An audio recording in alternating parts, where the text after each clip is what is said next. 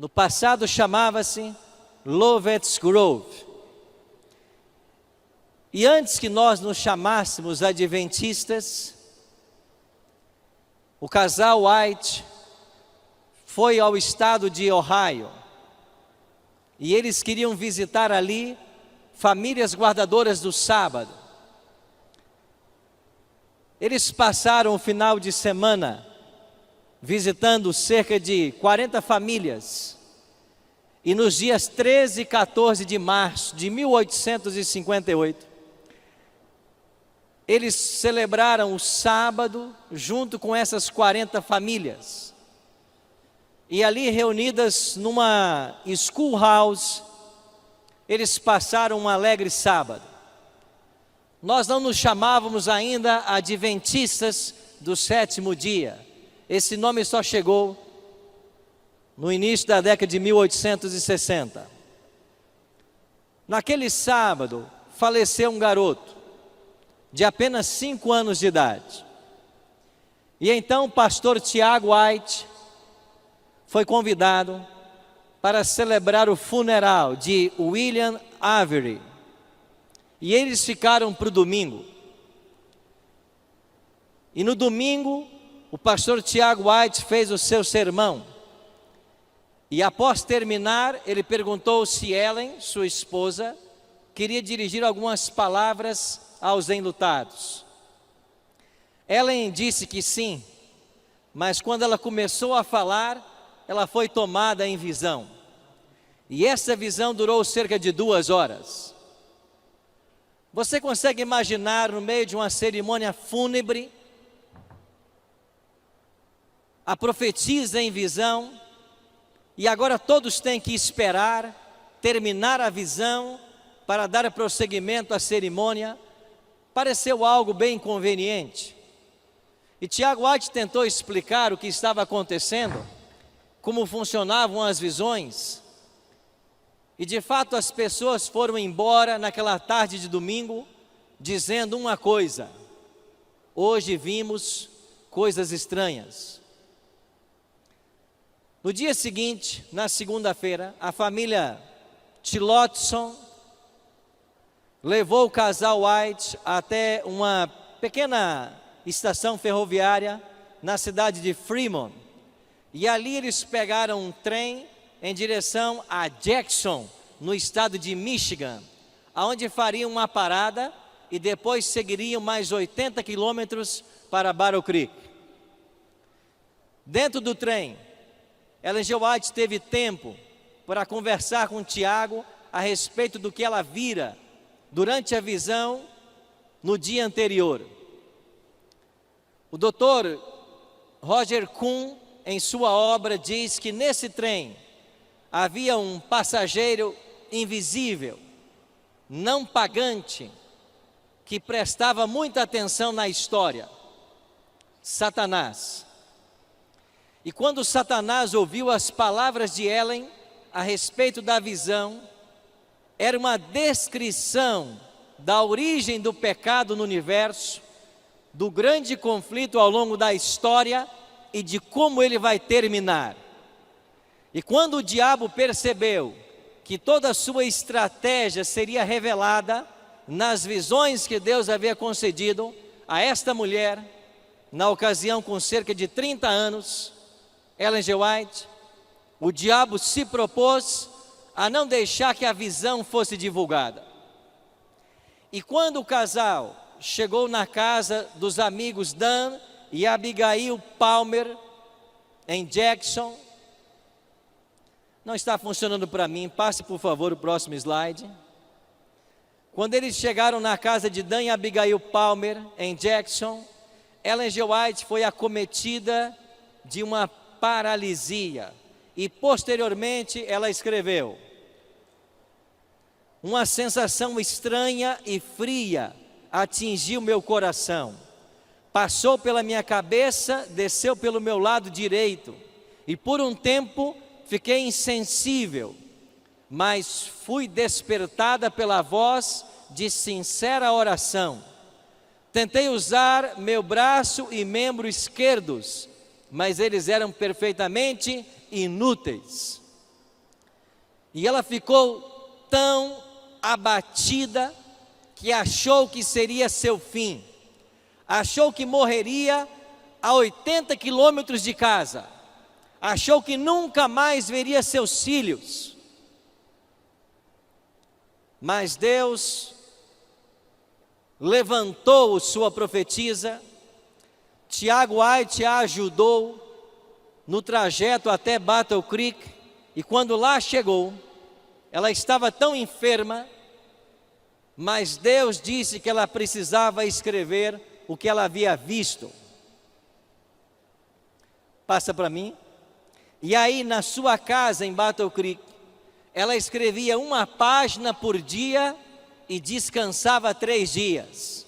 Escrevia mais uma página e descansava mais 3 dias.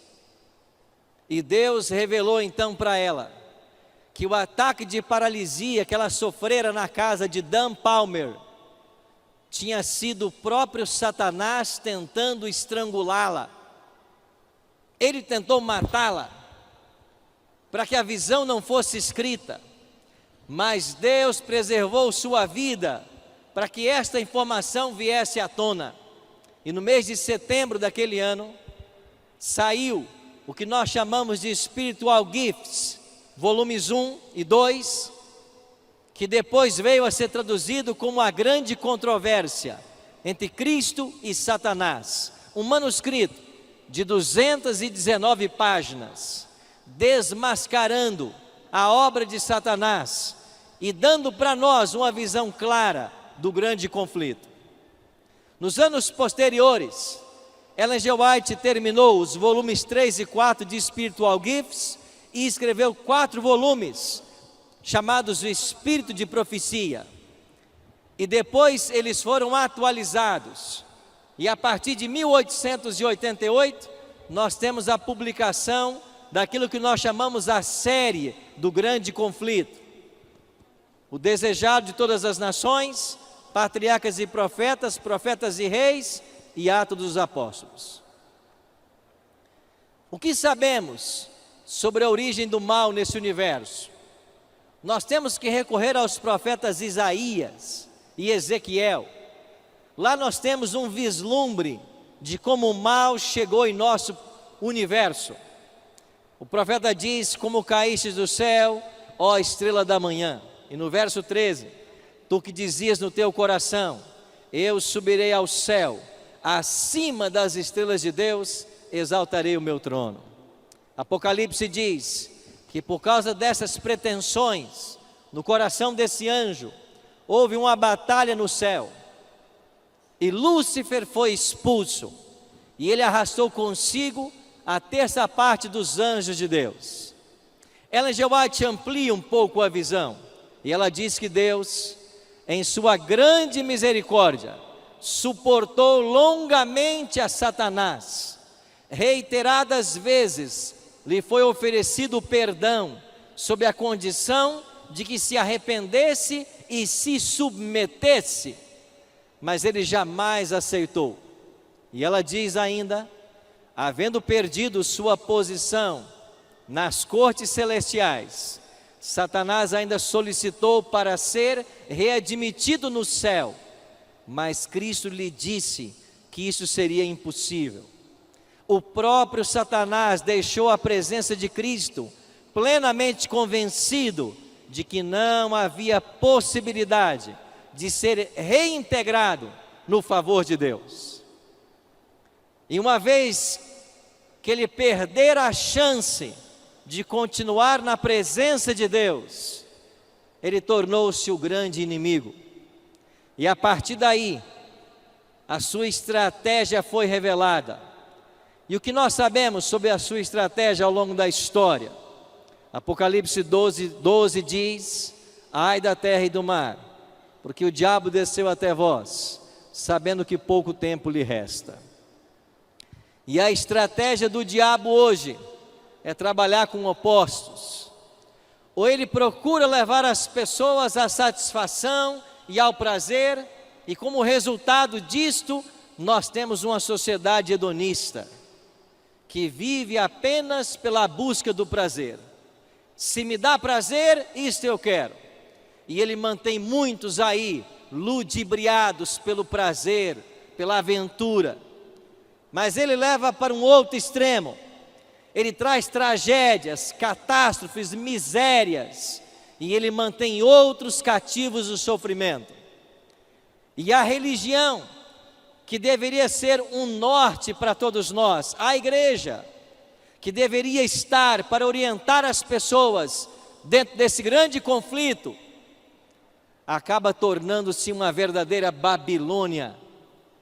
E cada igreja aponta numa direção, cada igreja dá uma versão, cada igreja apresenta a sua versão para o fim. Oxford listou recentemente 34 mil religiões cristãs. E é por isso que você está aqui nessa manhã. Porque nós, como igreja adventista, não somos mais uma igreja. Nós somos a igreja. Porque Deus colocou sobre os meus ombros e sobre os seus ombros uma sagrada responsabilidade. Não existe outra igreja na face da terra que tenha uma visão tão clara a respeito do grande conflito, como ele se desdobra e como ele vai ser concluído. E nós temos uma missão profética de nos unirmos ombro a ombro e advertirmos o mundo a respeito do fim e da volta de Cristo. Ellen G. White tem 2 textos que eu queria ler com vocês. O primeiro deles em Testemunhos Seletos, volume 2. Não temos tempo a perder. O fim está o quê, irmãos? Próximo. Segundo a luz que me foi dada por Deus, diz ela, sei que as potências das trevas estão trabalhando com intensa energia que procede de baixo, e a passos furtivos vai Satanás avançando para se apoderar dos que agora se acham distraídos, qual lobo que se apodera da presa.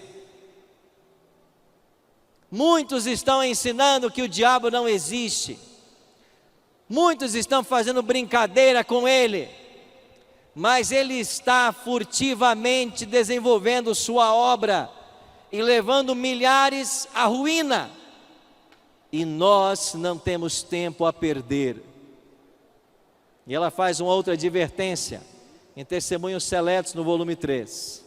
Os membros da igreja devem estar sempre prontos para entrar, quando, amigos? Imediatamente em ação. Aonde quer que vejamos o trabalho por fazer, devemos lançar-nos a ele e executá-lo, olhando para quem? Para Jesus, constantemente para Jesus. E se cada membro fosse um missionário vivo, o evangelho seria rapidamente proclamado em todos os países, a todos os povos, nações e línguas. Mateus 24:14 se cumpriria, e então Jesus voltaria. Por isso eu e você estamos aqui nessa manhã. Nós somos os membros desta igreja, e o apelo para mim e para você é que nós sejamos um missionário vivo, aonde quer que estivermos. Aí temos que ser um missionário. E Deus tem pressa em sua obra. O Espírito Santo está trabalhando de forma extraordinária. E Ele está precisando de homens e mulheres que se coloquem ao seu dispor para uma obra sobrenatural. Outro dia eu recebi uma ligação da Bahia. Um senhor disse assim: Pastor Arilton, o senhor pode vir até aqui na nossa cidade, me batizar? Eu perguntei: você não tem uma igreja adventista aí perto? Ele disse: não, pastor, nós moramos numa vila no interior da Bahia, não tem igreja. A igreja mais perto, mais próxima está a 40 quilômetros. Nós começamos a assistir a Novo Tempo. Eu e minha família tomamos a decisão. Nós queremos ser adventistas. O senhor pode vir batizar? Eu disse: amigo, nós temos uma agenda muito lotada. O senhor e a família querem ser batizados? Quantos vocês são? Ele disse: 25. Eu pensei assim: eu acho que apareceu uma vaga na minha agenda. Vocês são 25? Irmãos, eu não pude batizá-los, mas um outro pastor foi. E sabe quantas pessoas o pastor batizou? 33. E eles, a família, construíram a igreja adventista do local. O Espírito Santo tem pressa. Ele está esperando homens e mulheres se levantarem, se colocarem disponíveis para que Ele possa usar.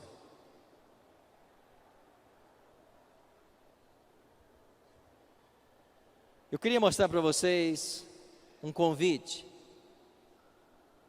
Isso é um convite de Semana Santa. Ele foi distribuído num bairro da periferia, lá da Grande Vitória, no Espírito Santo.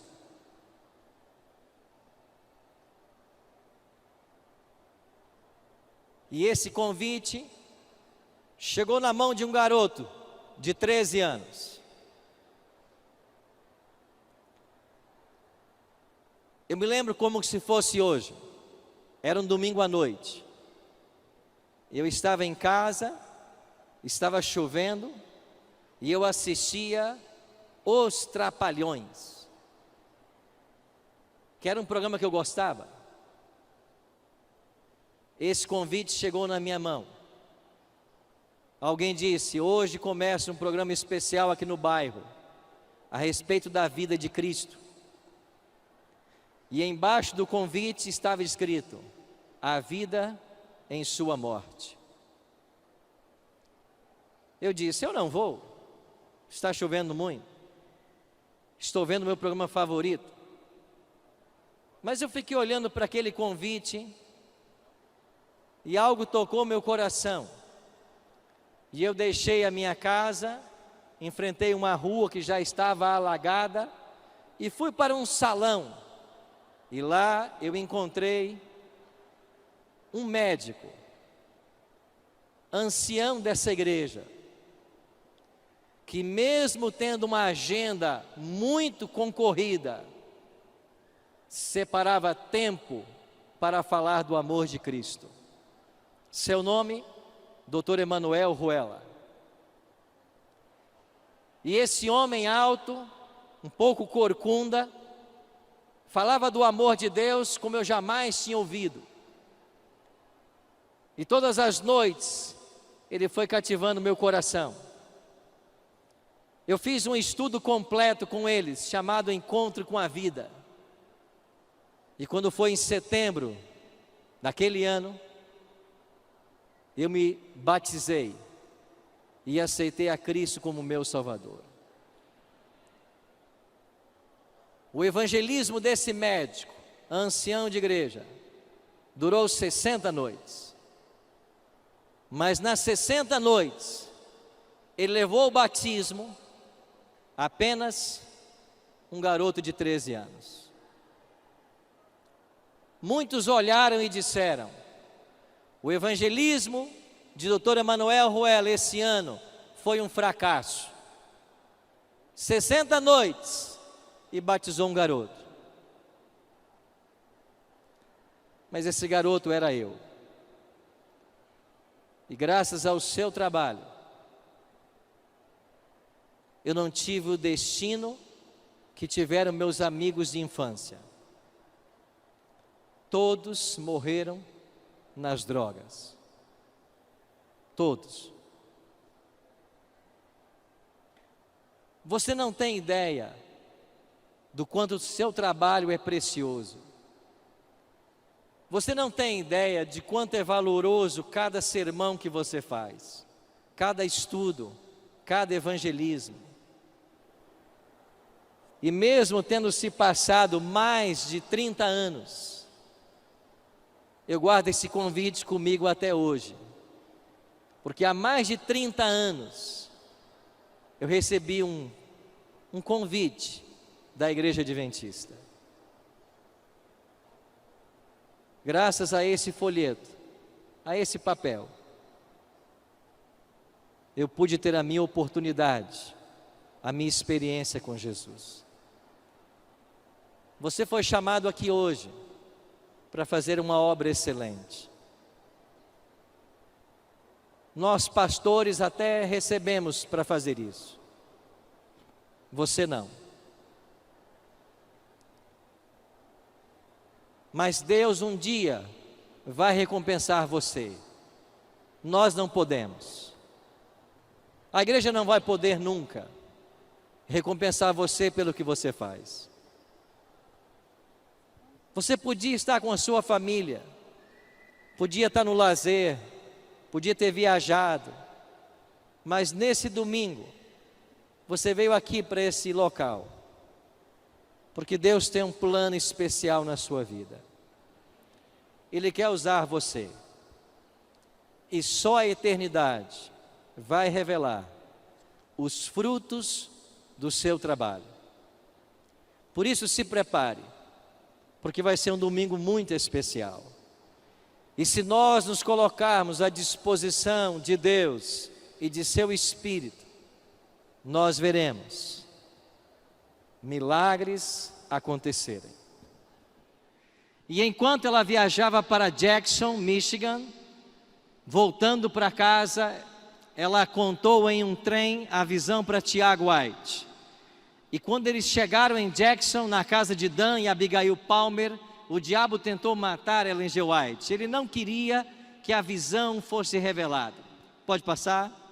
Mas Deus levou avante o seu projeto e ajudou a profetisa a escrever 219 páginas com muita dificuldade, que depois veio a ser a série Grande Conflito que nós conhecemos. Prezo mais o livro Grande Conflito do que a prata e o ouro, e desejo grandemente que seja apresentado ao povo. E enquanto escrevia o manuscrito de O Grande Conflito, eu me sentia muitas vezes consciente da presença dos anjos de Deus. Pode passar. Ellen G. White narra em detalhes singulares todo o conflito que se originou no céu e a expulsão de Lúcifer de lá.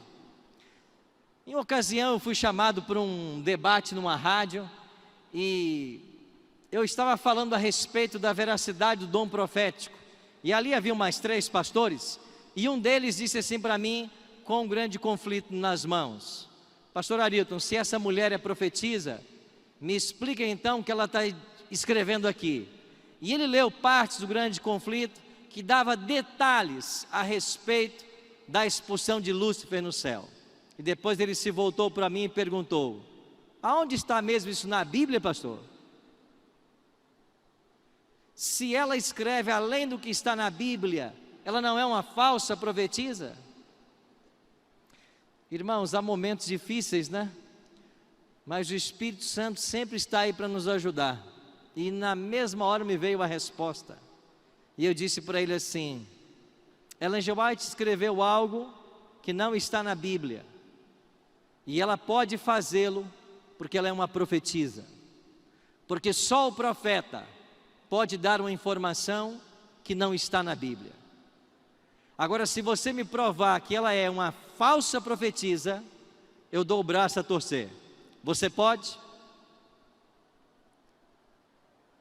E ali nós passamos os testes de um verdadeiro profeta, e ele entendeu que por ela ser profetisa, ela pode trazer detalhes que a Bíblia não traz. E Ellen G. White traz detalhes. Essa rebelião que começou no céu, pode passar, foi para o Éden. E você sabe que o diabo conseguiu enganar Adão e Eva. E então Deus ali mesmo fez uma promessa. Em Gênesis 3,15 aparece essa promessa: Gênesis 3,15 é conhecido como proto-evangelho. Deus disse assim: haverá inimizade entre a mulher, Eva, e a serpente, o descendente da mulher e a serpente. E essa profecia cumpriu-se com a vinda de Cristo.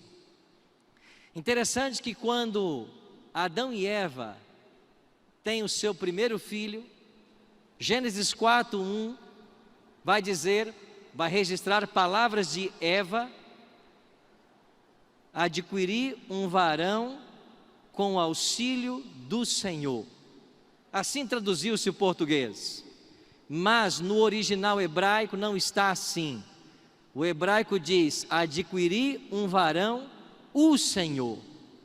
Eva esperava que Caim fosse o Messias, mas a história mostrou que não era.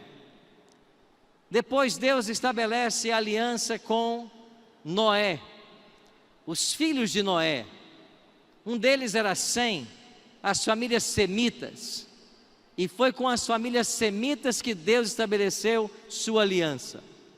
Mas a inimizade colocada entre a serpente e o descendente da mulher já começou desde o paraíso. E quando nós chegamos nas famílias de Noé, Sem, Cão e Jafé, é a família de Sem que vai manter a aliança. 10 gerações depois de Sem, chega Abraão. Abraão foi pai de Isaac, pai de Jacó. Jacó teve 12 filhos, 12 tribos. E o que fez o diabo com essas 12 tribos? Ele perseguiu-as. No ano 722 a.C., ele consegue destruir 10 das 12 tribos. E das duas que sobraram, Judá e Benjamim, elas vão parar em cativeiro. E nós temos o cativeiro babilônico, 70 anos de escravidão. Mas lá no cativeiro babilônico, o povo já tinha a promessa de um libertador, seria Ciro. E quando Ciro conquista a Babilônia, autoriza o povo judeu a voltar para Jerusalém, poucas famílias voltaram. Mas aqueles que voltaram, reconstruíram a cidade e o templo. E no dia de reinaugurar o templo, ali estava 2 profetas de Deus. Um deles, Ageu. E no capítulo 2, versos 8 e 9, Ageu declarou: vocês estão tristes, porque esta casa reformada em nada se compara ao templo de Salomão? Mas a glória desta última casa será maior do que a primeira, porque nela vai pisar o desejado de todas as nações. E vindo à plenitude dos tempos, Jesus veio. E em Mateus 24:1, quando ele entra no templo, se cumpre a promessa de Ageu. E desde o nascimento, o diabo tentou matar a Cristo. Através de Herodes, mandou que as crianças fossem assassinadas. Não deu certo. Deus preservou a vida do Filho de Deus, do seu Filho. Na cruz, o diabo achou que havia se tornado vitorioso. E quando Cristo foi colocado no sepulcro na sexta-feira, os demônios se apinharam em torno da sepultura dele. E era a intenção de Satanás que Jesus nunca mais saísse daquele sepulcro. Mas você conhece a história. Um poderoso anjo veio do céu, removeu a pedra e então disse: filho, teu pai te chama. E Cristo, pelo poder que havia nele, se ressuscitou. E quando Cristo vence a morte, ele vence Satanás. E ele agora pode estender a vida eterna para todas as pessoas que o aceitarem como Salvador. Quer tentar, por favor? Aqui deu certo? Ok. Agora, uma vez que Satanás não conseguiu destruir a Cristo, nem mantê-lo na sepultura, o ódio dele se volta contra a igreja de Cristo. É o que vai dizer Apocalipse 12, verso 6. Depois 12, 17. O diabo irou-se contra os seguidores de Cristo. E logo no ano 67, 2 baluartes da igreja cristã primitiva, Pedro e Paulo, são mortos por ordem de Nero. No ano 70, Jerusalém foi destruída. E do ano 72 até o ano 80, os judeus escravizados na destruição de Jerusalém foram forçados a construir o Coliseu Romano. E quando o Coliseu foi inaugurado, morreram 10.000 animais selvagens e 5.000 cristãos nos meses de festa inaugurando o Coliseu. Até hoje o Coliseu permanece como um símbolo de milhares que ali depuseram suas vidas por amor a Cristo. Mas Apocalipse 12 diz que essa perseguição à mulher duraria 1260 anos. E nesses 1260 anos, o diabo perseguiu aos que buscavam ser leais à palavra de Deus. Podemos mencionar entre eles os valdenses, os albigenses, os huguenotes, um povo pacífico que buscava seguir a vontade de Deus e sua palavra. Foram perseguidos e mortos. No século XII, o diabo estabeleceu, quem sabe, o seu pior estratagema, o Tribunal do Santo Ofício. E nesse tribunal, as pessoas eram declaradas hereges pelo simples fato de não aceitarem a autoridade da igreja romana e por desejarem manterem-se leais à palavra de Deus. Existem historiadores que afirmam que nesses 12 séculos morreram cerca de 150 milhões de cristãos. O diabo perseguindo todo aquele que amava a Bíblia ao Senhor Jesus. O grande conflito se intensificou na história. Cristo mesmo declarou que se esses dias não fossem abreviados, nenhuma carne se salvaria. E o que trouxe a abreviação, as perseguições da Idade Média, foi o movimento da Reforma Protestante. Mas antes que a Reforma chegasse, aí nesse mesmo prédio, na cidade de Constança, na Alemanha, foram condenados à fogueira John Hus e Jerônimo de Praga. E quando chegamos na Reforma Protestante, o maior expoente desse movimento, Lutero, também foi severamente provado. E Lutero foi chamado a Worms para defender a sua visão. E a igreja romana queria que ele renunciasse àquilo que ele ensinava em seus livros. E lá em Worms, a igreja intencionava matá-lo. Mas por ajuda ou com a ajuda de Frederico, o sábio da Saxônia, Lutero foi sequestrado e levado para um castelo onde ele passou 10 meses em segurança. Aí está o castelo de Wartburg. E esse Frederico sábio era apaixonado com a causa de Lutero. E ele disse para os seus soldados: eles vão matar Lutero, para que não matem, vocês o sequestrem e coloquem ele nos meus domínios, mas num local aonde eu não saiba, porque se eles descobrirem o meu apoio e me torturarem, eu não poderei entregá-lo.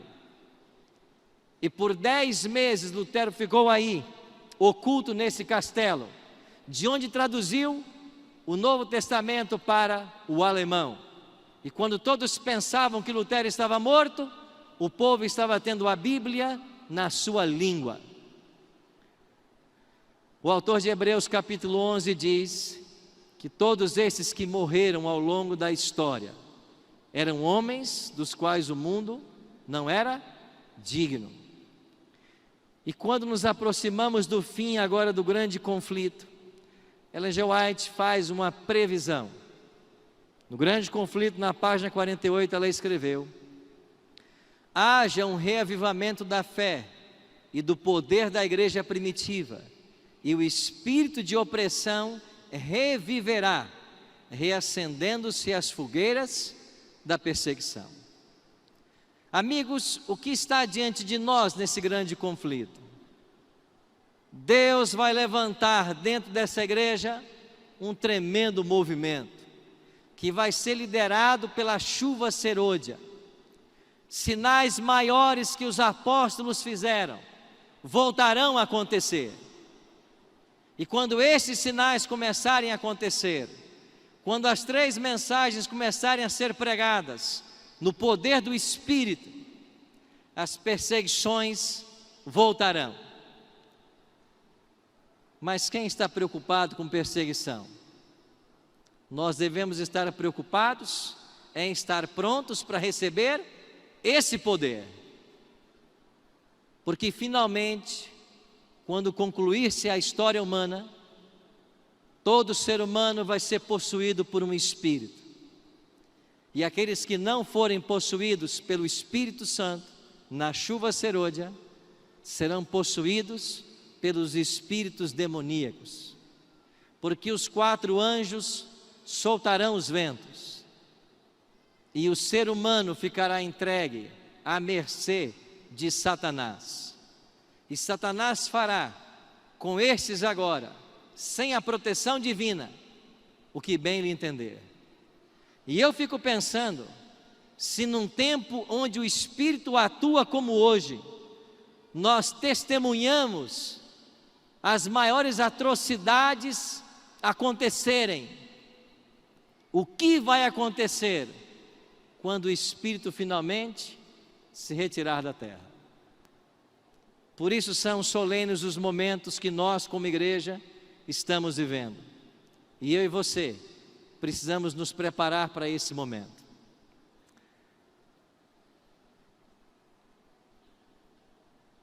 Último, passa para mim, por favor. Ok. Apocalipse 13:15. Traz para mim e para você uma profecia. E foi-lhe dado comunicar fôlego à imagem da besta, para que não só a imagem falasse, como ainda fizesse morrer quantos não adorasse quem? A imagem da besta. Ou seja, a questão da adoração vai dividir a humanidade. E aqueles que não aceitarem adorar a besta, finalmente serão declarados dignos de morte. Mas eu e você não precisamos nos preocupar com nada disso. Olha o que escreveu Ellen G. White nesse livro extraordinário, Grande Conflito. Posto que um decreto geral haja fixado um tempo em que os observadores dos mandamentos poderão ser mortos, seus inimigos, em alguns casos, se antecipam ao decreto e antes do tempo especificado, se esforçam por tirar-lhes a vida. Mas ninguém, amém? Ninguém pode passar através dos poderosos guardas estacionados ao redor de toda a alma fiel. Alguns são assaltados ao fugirem das cidades e vilas, mas as espadas contra eles levantadas se quebram e caem tão impotentes como a palha. Outros são defendidos por anjos sob a forma de guerreiros. Cumprir-se-á a promessa do salmista: 1000 cairão ao teu lado, 10.000 à tua direita, mas tu não serás atingido. Eu estava num sábado à noite em São Paulo ajudando o pastor Elias, ou pastor Abdala, no evangelismo. E antes que começasse o programa, uma família me procurou e eles queriam contar uma história. A esposa não conseguiu falar porque estava emocionada, e eu disse: vem depois do evento. E depois do evento eles vieram. Ela continuava emocionada, e o esposo então disse assim para mim: pastor, ela não consegue contar a história, deixa eu contar. Aí está aqui minha esposa, meu filho de 5 anos. O senhor se lembra um Bíblia Fácil que o senhor teve, e haviam ali vários pastores evangélicos, e vocês discutiram muito sobre o livro de Daniel e sobre a identidade de Miguel? E eu disse: claro que eu me lembro. Foi a temporada mais difícil de gravar no programa Bíblia Fácil. E ele disse: pois bem, eu e minha família estávamos assistindo no sábado à tarde o programa, e na hora que o senhor começou a discutir com um outro pastor a identidade de Miguel, e o senhor dizia que Miguel é Cristo, e ele dizia que Miguel era um anjo. Esse meu filho de 5 anos estava sentado no sofá conosco, e ele, pastor, deu um salto do sofá e foi para perto da TV e disse assim: papai, mamãe, olhem aqui. E nós perguntamos: o que, filho? E ele disse assim: um anjo poderoso ao lado do pastor Arilton. E eles disseram: nós não estamos vendo, filho.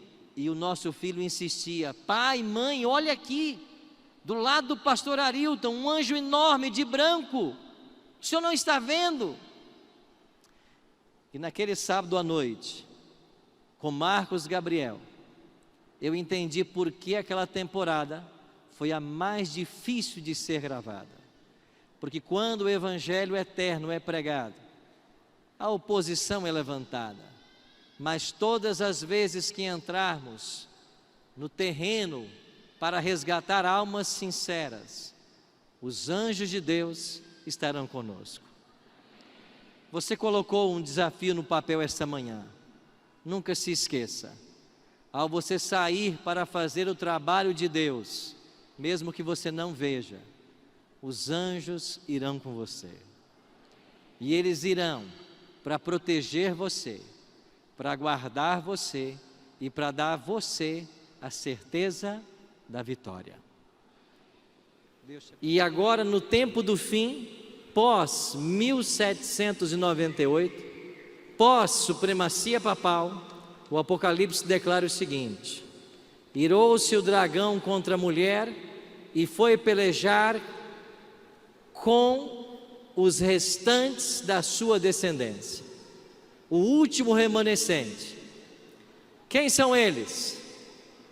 Primeiro, os que guardam os mandamentos de Deus. E em segundo lugar, primeiro eles guardam os mandamentos de Deus. A lei de Deus hoje está sob forte ataque, e você vai encontrar muita gente por aí criticando os mandamentos, se não criticando o sábado. Mas eu e você somos os reparadores de brechas, e nós devemos exaltar a lei de Deus. Outro dia me perguntaram: vocês adventistas só falam sobre a lei sábado? E eu disse: se nós não falarmos, quem vai falar? Então nós temos que exaltar a vigência da lei de Deus. Esta é a norma do juízo. Todo ser humano vai ter que dar conta um dia do bem ou mal que fez por meio do corpo, mas a norma será a lei. E além da lei, nós temos o testemunho de Jesus, que de acordo com Apocalipse 19:10, é o espírito da profecia. Deveria haver nesse remanescente do tempo do fim um profeta moderno. E nós temos em Ellen G. White uma profetisa moderna. Todos os testes da Bíblia, quando aplicados a Ellen G. White, ela passa em todos eles. A igreja adventista não é mais uma igreja, como eu disse hoje pela manhã. Ela é a igreja remanescente. Deus vai usar os sinceros desta igreja para concluir a pregação do Evangelho. E eu e você estamos aqui porque nós queremos estar entre estes que vão dar à trombeta o sonido certo. Agora nós estamos passando por uma crise de identidade dentro da igreja, e alguns estão temendo o futuro do adventismo. Isso já estava escrito no livro A Mão de Deus ao Leme, quando no seu prefácio, o pastor Joel Sarli declarou de que a história dos organismos religiosos ensina que a terceira geração de membros enfraquece a textura do movimento, porque perde o contato com os fundamentos cridos e defendidos pelos pioneiros. Deixa eu perguntar para você: a igreja adventista hoje é a mesma de 30 anos atrás? Não. E por que não é?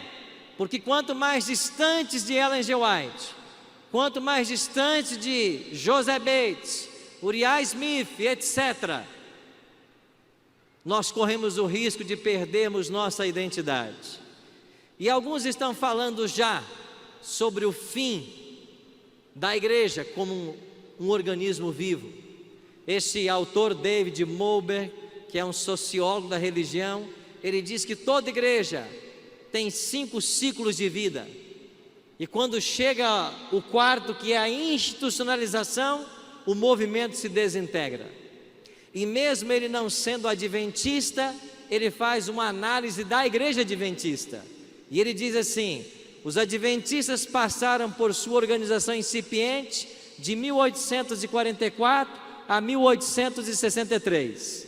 Em 1863 foram formalmente organizados. 1900, eficiência máxima, quando todas as instituições estavam a serviço da missão.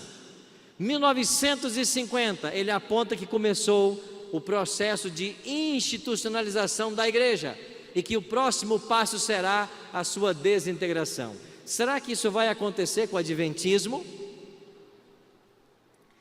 Há autores, mesmo dentro da igreja, falando sobre este perigo. Por exemplo, Ron Spears escreveu O Adventismo em Crise. George Knight, A Senhora Gorda do Reino, falando do perigo da institucionalização. William Johnson falou de um adventismo fragmentado. A pergunta que vem para mim e para você é: será que Deus tem um plano B? Vai surgir um outro movimento mais leal à revelação divina?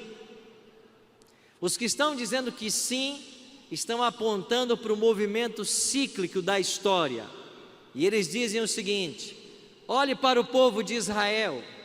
Era o povo de Deus no Antigo Testamento, deixou de ser, porque não viveu à altura do que Deus esperava.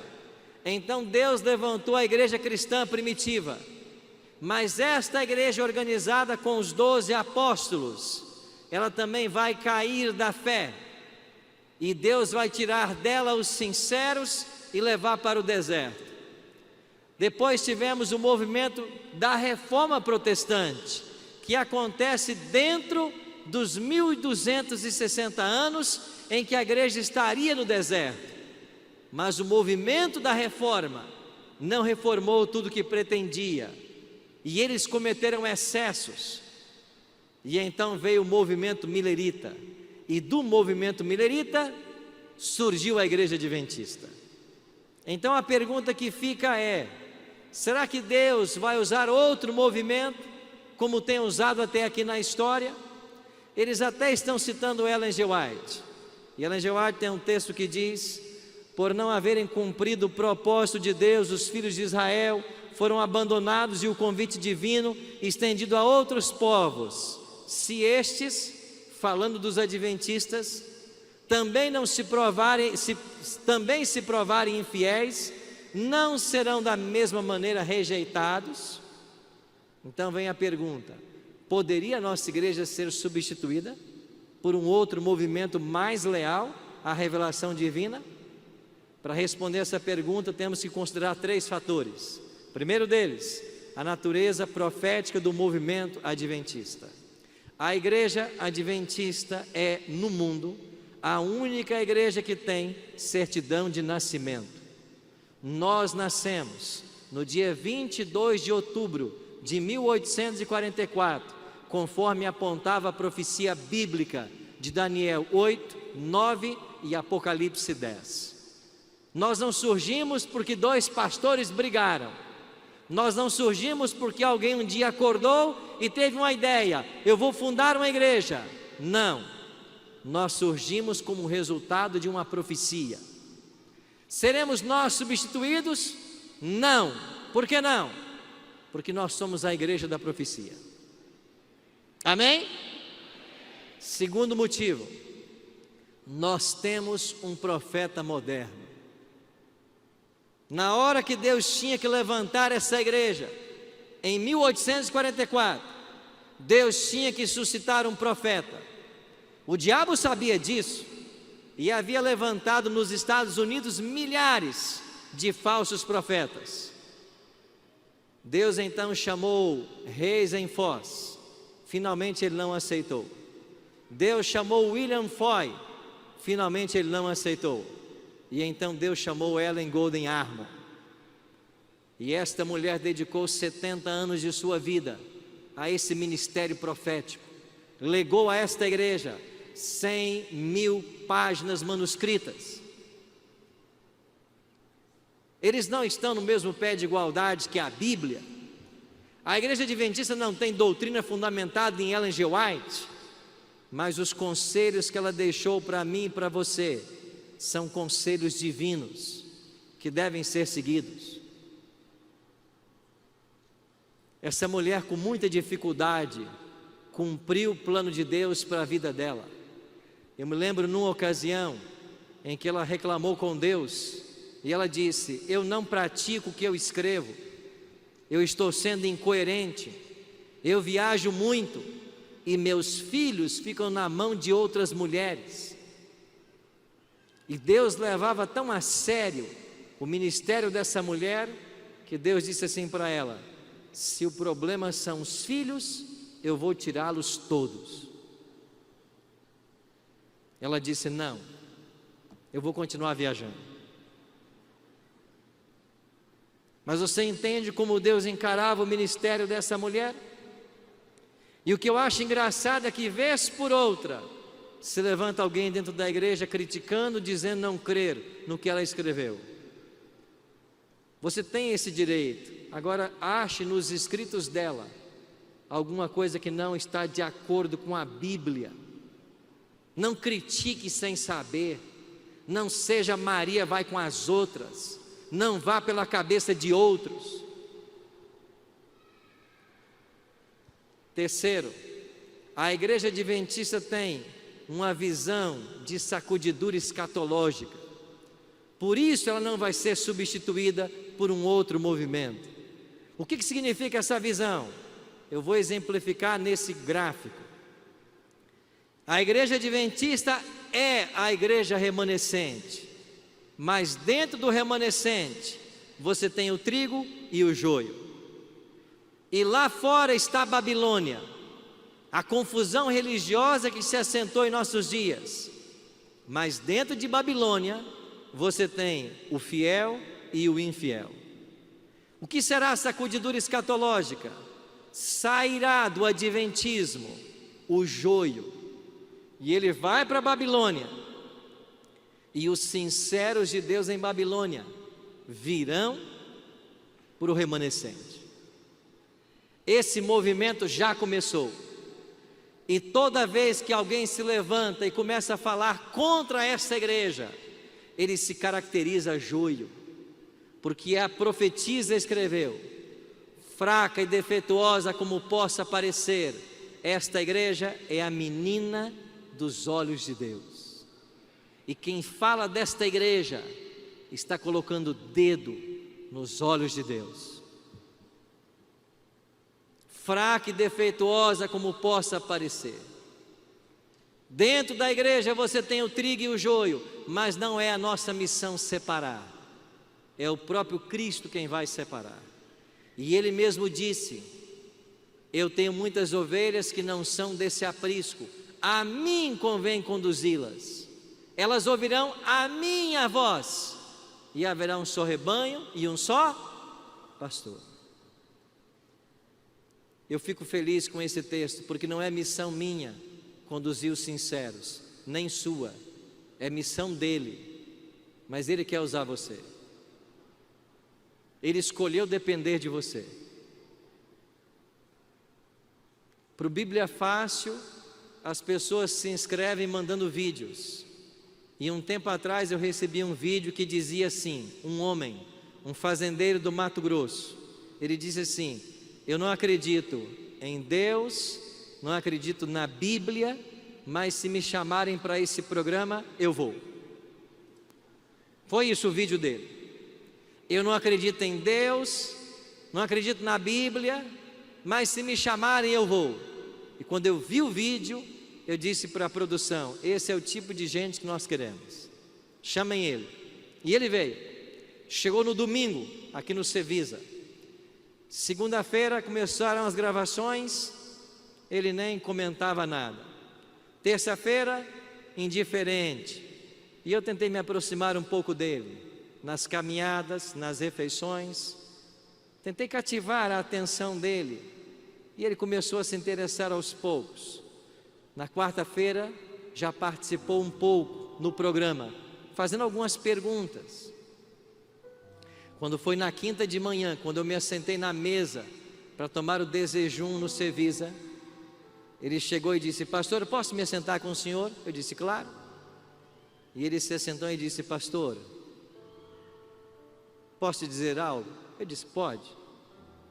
De ontem para cá, eu sou um novo homem. O senhor é um novo homem? Por quê? Porque eu acredito em Deus. E por que o senhor acredita em Deus? Porque ontem ele falou comigo. O senhor me batiza? Eu disse: claro. Você quer ir para a missão? Não é obra sua converter as pessoas, mas Ele escolheu depender de você. E se você não for, nada vai acontecer. As pessoas que Deus queria alcançar através de você, elas não serão alcançadas. Eu queria contar uma outra história para você. Este foi um grupo do Bíblia Fácil, que nós gravamos algum tempo atrás. E quando eu fiz o apelo para o batismo, vários ficaram de pé. Eu orei com eles.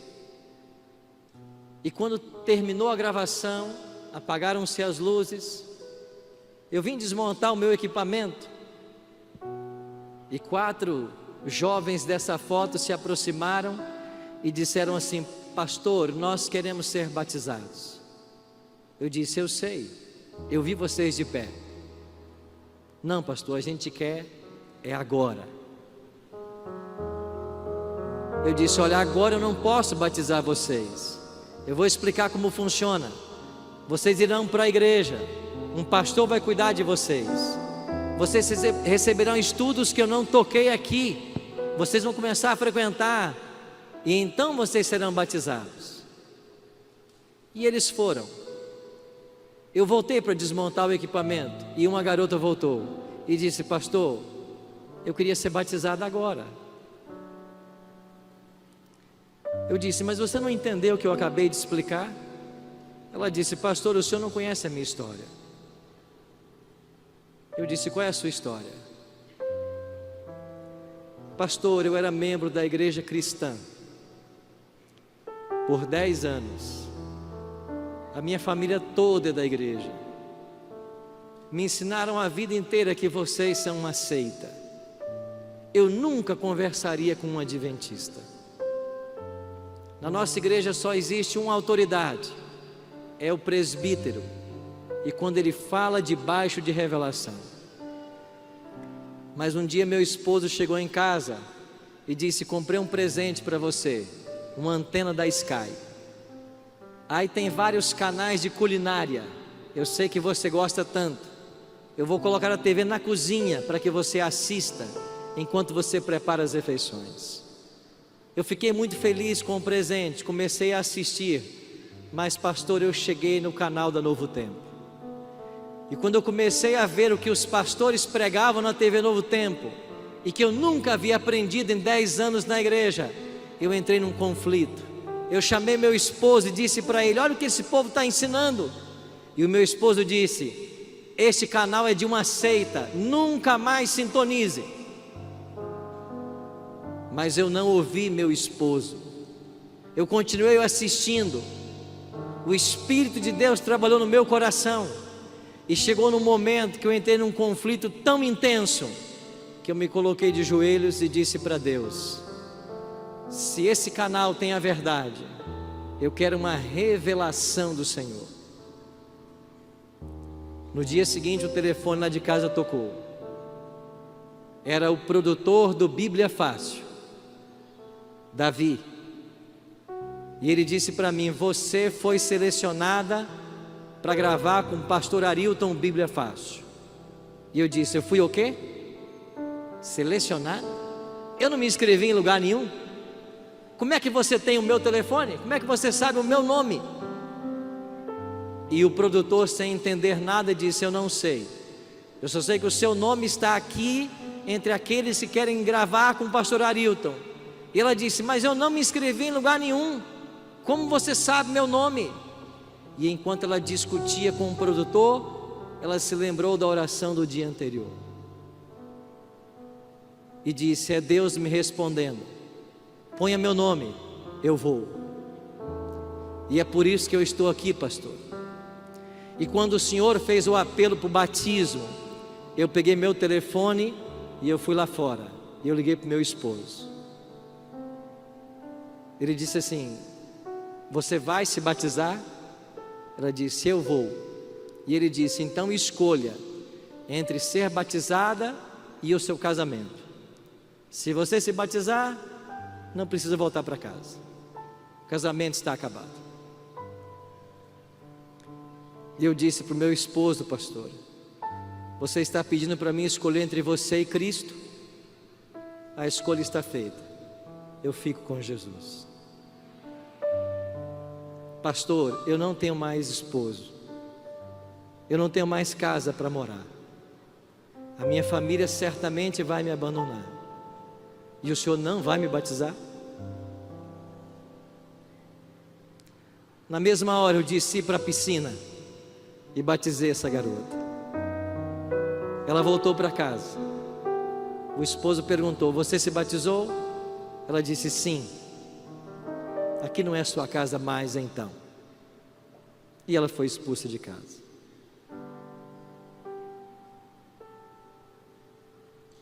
Eu queria fazer um convite.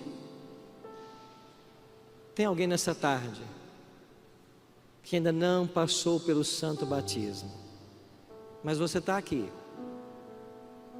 porque você tem no seu coração desejo de servir a Cristo e de ajudar a salvar outros. Eu queria convidar você, se tem alguém que não é membro da igreja, mas queria agora tomar sua decisão também pelo batismo e por Jesus. Tem alguém? Você quer vir aqui à frente? Vamos orar. Pai, muito obrigado por esses milagres que testemunhamos hoje à tarde, por essas vidas que se entregam ao Senhor.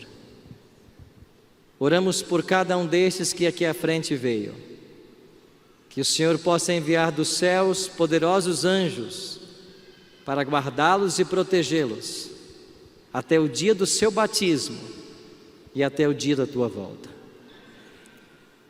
Oramos por esses teus filhos e filhas que separaram todo esse dia para estarem aqui neste local.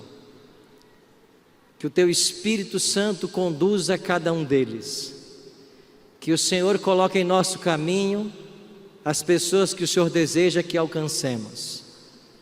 E que nós, como um grande exército, unidos num só propósito, ajudemos outros a encontrarem o caminho da salvação. Abençoe a Associação Paulista Central, todos os pastores, a sua liderança, e permita que 2019 seja um ano de lindas vitórias, para a honra e glória do teu santo nome. E em nome de